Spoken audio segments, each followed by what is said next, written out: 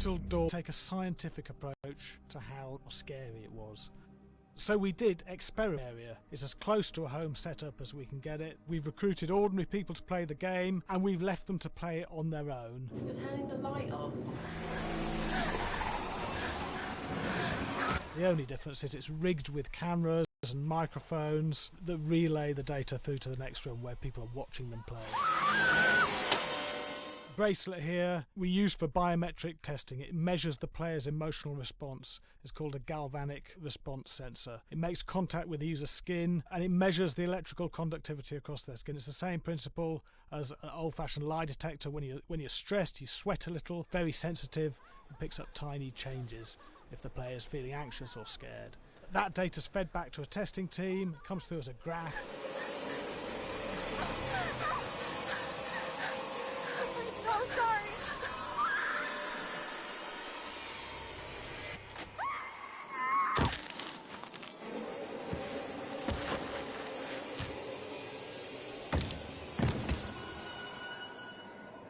There's no point testing one or two people, you have to test a lot of people. And watch your step.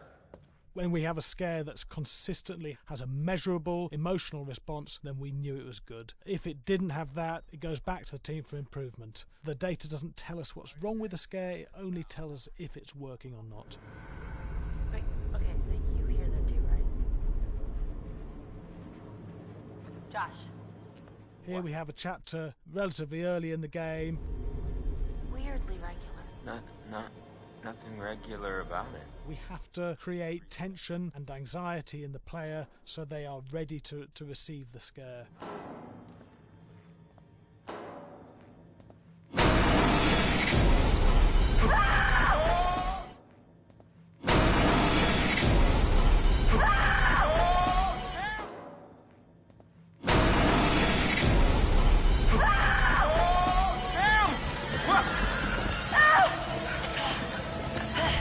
Give the player time to recover, to cool down, to calm down, and then start building the tension again before we do the next scare.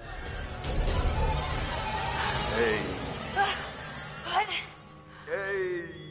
What the hell? Ooh, you just got mugged.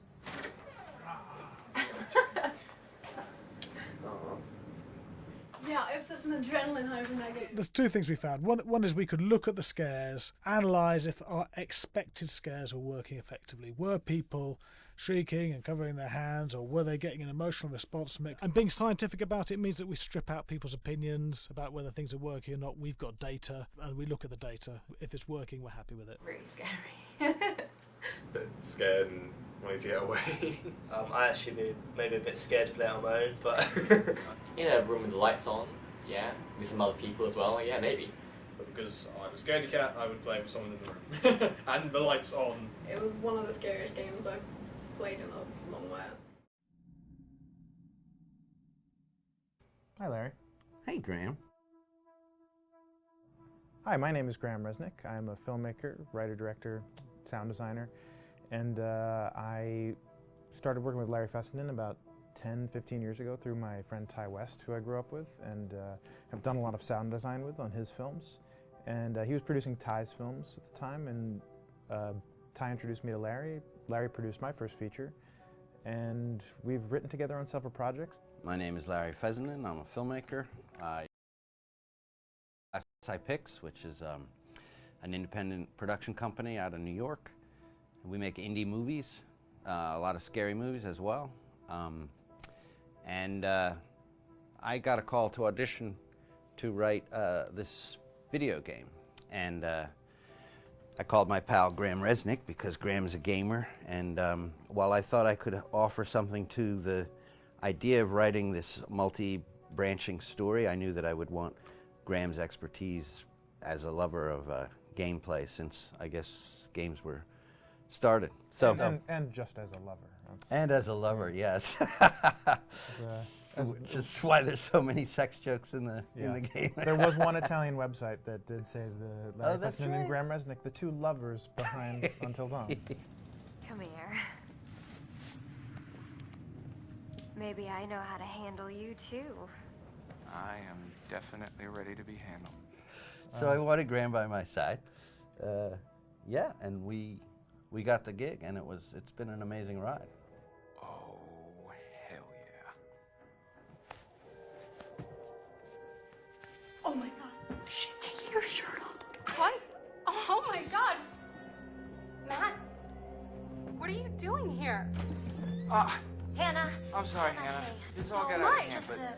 So in the game, the basic setup is that a year prior to the game's start, all these kids had gone up to a ski lodge that was owned by the parents of one of the kids, or a couple of the kids, and some of the teenagers played a prank on some of the other teenagers, and the terrible tragedy occurred when a few of them, two sisters, ran out into a blizzard, and were never seen from again.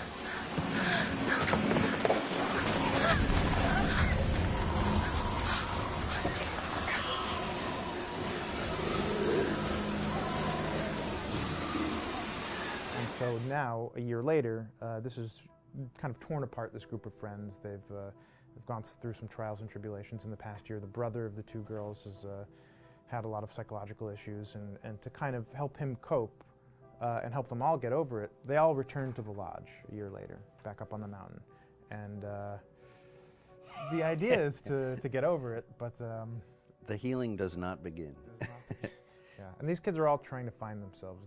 They've been through a trauma, but in general, they're just teenagers trying to figure out who they are. So they're all kind of falling into the patterns, the stereotypes, the characters they see on TV and in the movies.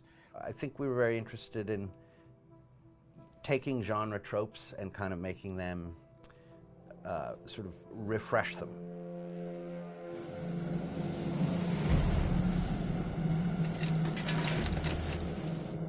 Hey, did you see that? Dad said it'd just be us this weekend. We're familiar with how slasher movies work. Most people have seen some horror movies, and we have established notions and preconceptions about the roles of the players in horror movies and how they talk and how they get killed and how they have sex. And to bring you into the game that way and then subvert a lot of those expectations was kind of our goal. They're haunted by some incident that happened in their past, which I think you pretty much figure out that that's going to have a role in their interaction. Yeah, so I think what was fun was we take some sort of stock characters and we try to give them some shape, but at least at the beginning they're recognizable in the way of groups of friends. There's the jock and the bitchy girl and the rivalries between everyone. And oh my gosh, and really fun characters too. Like we just had so much fun living in the minds of these characters through writing the script. What do you think? Jesus! It was fun. I think we were looking to get that kind of banter that you see both in movies, but also that you absolutely have with friends, and sort of those inside jokes. And of course, as writers and as friends ourselves, we sort of developed little tracks, and we try to give the characters that.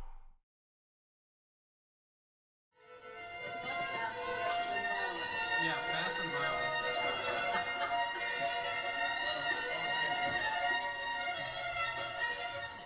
All right, from the top.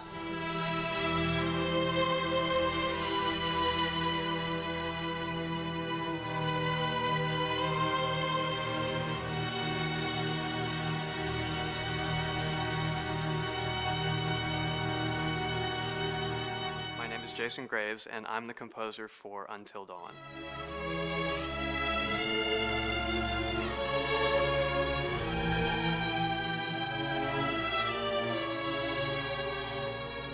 I've been involved with Until Dawn for about a year now.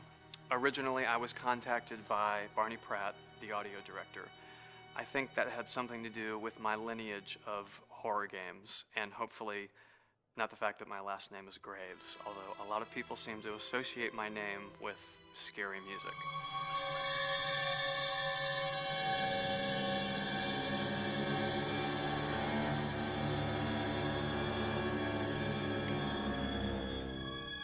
One of the things that was really exciting about working with Barney and the team at Supermassive is they really wanted something unique for the music. They wanted the music to stand out and be a character on its own in the game.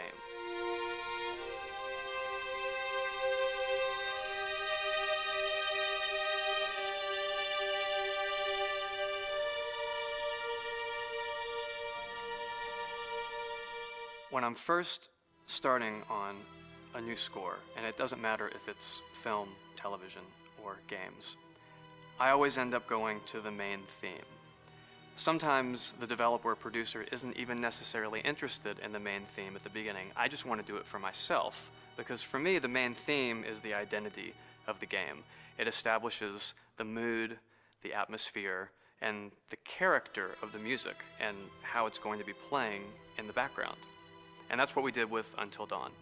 That was actually my demo pitch to Supermassive Games. I put a main theme together, recorded all the instruments at my studio, and sent it to them. And they liked it. We actually ended up recording that exact theme, all the instruments and everything, live here at Ocean Way probably 9 months ago. And that's what we've been using in all the demos for the game, and that's the final version of the theme that is the main theme that you'll hear on the menus and in some key pieces of gameplay.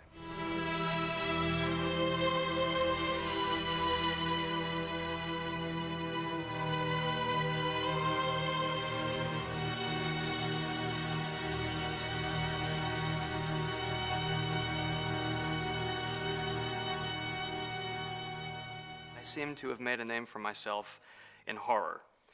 And there's something about scary music, I think it's maybe the lack of rules.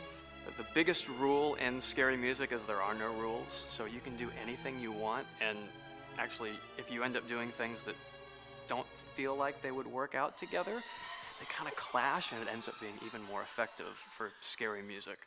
So that's what really drew me to Until Dawn, was the textures, plus writing thematic material that is interwoven with the scary textures. I haven't really done anything like that before. Usually it was just all tension all the time, and that's fun and it's great, but I'm actually at heart a very melodic composer. That's the kind of music I love listening to, and that's the kind of music I love writing. That's the kind of music I got to work on in Until Dawn. Very nice. Same thing.